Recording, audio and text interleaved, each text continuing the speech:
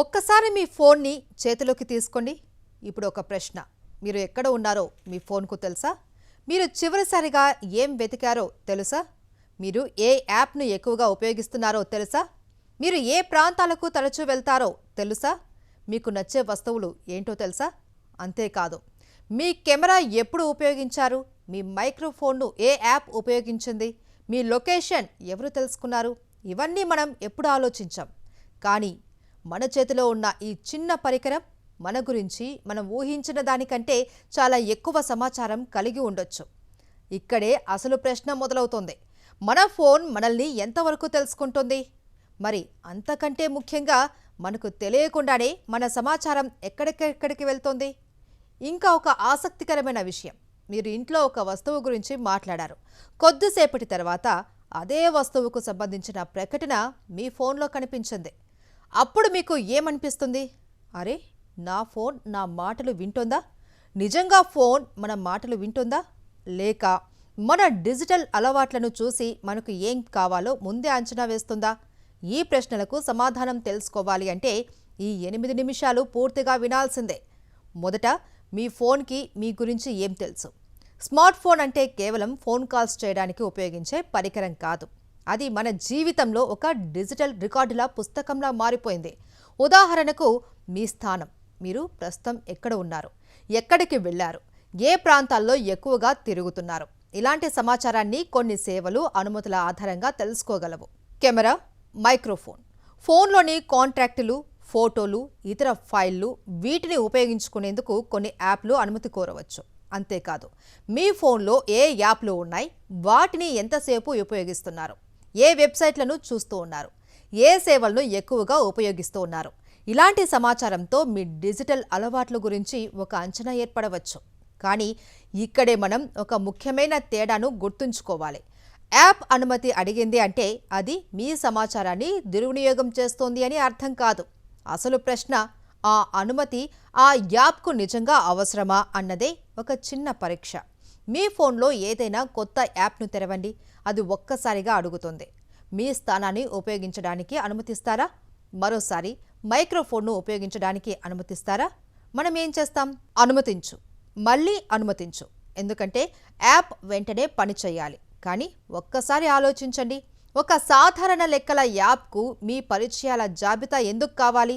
ఒక చిన్న ఆటకు మీ స్థానం ఎందుకు కావాలి?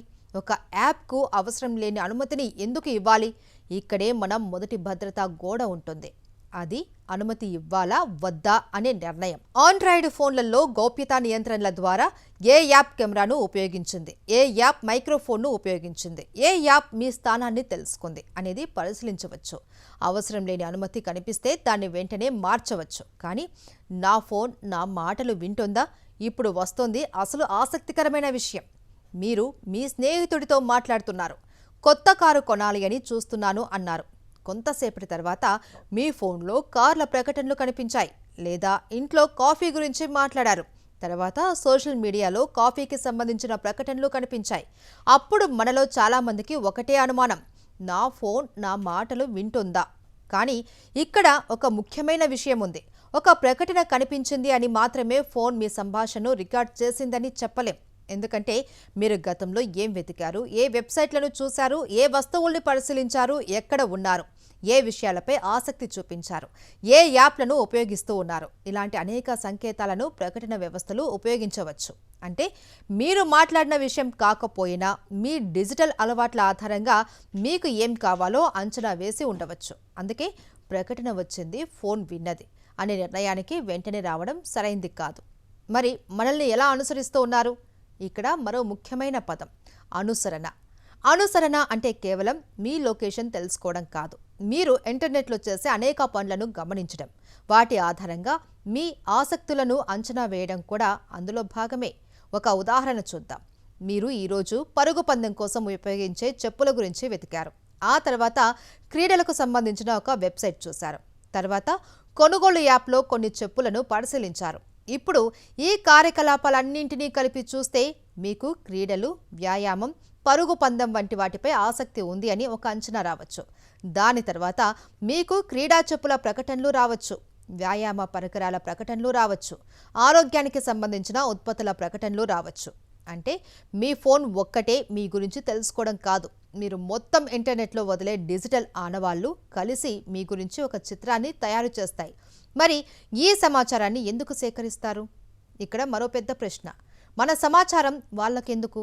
దీనికి ఒక్క సమాధానం లేదు. కొన్ని సందర్భాలలో మీకు ఉపయోగపడే విషయాలను చూపించడానికి, మరికొన్ని సందర్భాలలో యాప్ ఎలా పనిచేస్తుందో తెలుసుకోవడానికి, మరికొన్ని సందర్భాలలో మోసాలను గుర్తించడానికి, భద్రతను పెంచడానికి, ఇంకొన్ని సందర్భాలలో మీకు సరిపోయే ప్రకటనలను చూపించడానికి. కాబట్టి సమాచారం సేకరించడం అంటే ప్రతిసారి చెడ్డదే అని చెప్పలేం. కానీ మన సమాచారం ఎలా ఉపయోగిస్తున్నారు అన్నది తెలుసుకోవడం మాత్రం చాలా అవసరం. ఎందుకంటే మనకు తెలియకుండానే ఎక్కువ అనుమతులు ఇచ్చేస్తే అప్పుడు సమస్య మొదలవుతుంది. ఇప్పుడు మీ ఫోన్ని మీరే తనిఖీ చేయండి. ఇక్కడి నుంచి మీరు కూడా ఈ కథనంలో భాగమే. మీ ఫోన్ తీసుకోండి. అవును, ఇప్పుడే. ఆండ్రాయిడ్ ఫోన్ అయితే ప్రైవసీ కంట్రోల్ సెట్టింగ్స్లోకి వెళ్ళండి. అక్కడ చూడండి కెమెరాను ఏ యాప్ ఉపయోగించింది, మైక్రోఫోన్ను ఏ యాప్ ఉపయోగించింది, మీ లొకేషన్ను ఏ యాప్ తెలుసుకుంది. ఆ తర్వాత ఒక్కో యాప్ను తెరిచి దానికి మీరిచ్చిన అనుమతులను పరిశీలించండి. అవసరం లేకపోతే అనుమతిని తొలగించండి. కొన్ని సందర్భాలలో యాప్ ఉపయోగిస్తూ ఉన్నప్పుడు మాత్రమే అనుమతించండి. అంటే ఒక్కసారి అనుమతి ఇచ్చారు అని అది జీవితాంతం కొనసాగాల్సిన అవసరం లేదు. నియంత్రణ మీ చేతుల్లోనే ఉంది. ఐఫోన్ వాడుతున్నారా? ఐఫోన్లో కూడా సెట్టింగ్స్, ప్రైవసీ, సెక్యూరిటీ విభాగంలోకి వెళ్ళి అనుమతుల్ని పరిశీలించవచ్చు. అక్కడ కెమెరా, మైక్రోఫోన్, లొకేషన్ వంటి అనుమతులను పరిశీలించండి. అలాగే యాప్ గోప్యతా నివేదిక ద్వారా ఏ యాప్లు సున్నితమైన సమాచారాన్ని ఉపయోగించాయో పరిశీలించవచ్చు. అంటే ఆండ్రాయిడ్ అయినా ఐఫోన్ అయినా గోప్యతపై కొంత నియంత్రణ మన చేతుల్లోనే ఉంది. చివరిగా ఈ 5 నియమాలు గుర్తుంచుకోండి. మొదటిది, అవసరం లేని అనుమతులు ఇవ్వకండి. రెండోది, లొకేషన్ తెలుసుకునే అనుమతిని అవసరమైనప్పుడు మాత్రమే ఇవ్వండి. మూడోది, కెమెరా, మైక్రోఫోన్ అనుమతులని తరచూ పరిశీలించండి. నాలుగోది, ఉపయోగించని యాప్లను తొలగించండి. ఐదోది, ఫోన్ యాప్లను ఎప్పటికప్పుడు లేటెస్ట్ అప్డేట్స్కి మార్చండి. ఇప్పుడు మరోసారి మీ చేతిలో ఉన్న ఫోన్ని చూడండి. ఇది మీకు స్నేహితులతో మాట్లాడే సాధనం, వార్తలు చూసే సాధనం, బ్యాంకింగ్ చేసే సాధనం, షాపింగ్ చేసే సాధనం, ప్రపంచంతో కనెక్ట్ అయ్యే సాధనం. కానీ ఇదే ఫోన్ మీ గురించి ఎన్నో డిజిటల్ ఆనవాళ్లను కూడా కలిగి ఉండవచ్చు.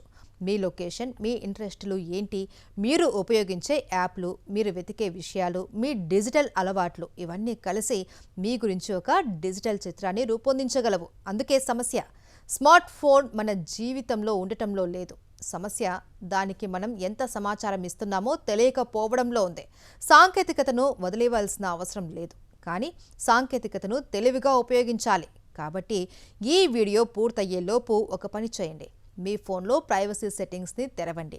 ఏ యాప్కు కెమెరా అనుమతి ఇచ్చారు, ఏ యాప్కు మైక్రోఫోన్ అనుమతి ఇచ్చారు, ఏ యాప్ మీ లొకేషన్ తెలుసుకుంటుంది, ఏ యాప్ మీ ఫోటోలు, పరిచయాలను ఉపయోగిస్తోంది, ఒక్కసారి చూడండి. ఎందుకంటే మీ ఫోన్ మన గురించి ఎంత తెలుసుకుంటుంది అన్నది ఒక ప్రశ్న.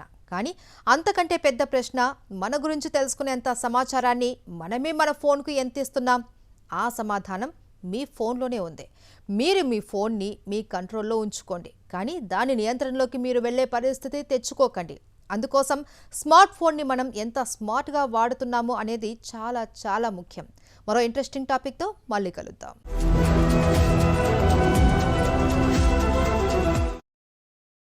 మరిన్ని అప్డేట్స్ కోసం ఛానల్ను సబ్స్క్రైబ్ చేయండి. నోటిఫికేషన్స్ కోసం బెల్ ఐకాన్ పై క్లిక్ చేయండి.